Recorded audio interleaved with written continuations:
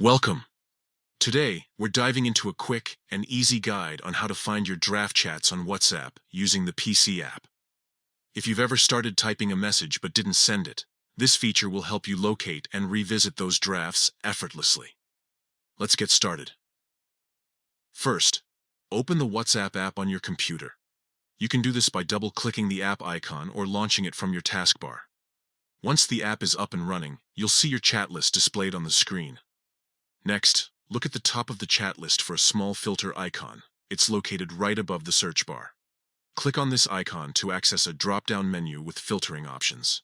This menu is designed to help you organize and find specific types of chats quickly. From the drop-down menu, select the option labeled Drafts. Once you click it, WhatsApp will instantly filter your chats and display only those with unsent messages. These are your drafts.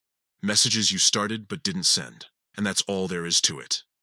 Now you can easily access and continue working on any unfinished messages without scrolling through your entire chat history.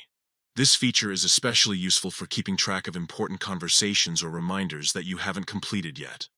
We hope this guide helps you make the most out of WhatsApp's desktop app. If you found this tutorial helpful, don't forget to share it with others who might benefit from it. Thanks for watching, and we'll see you in the next video.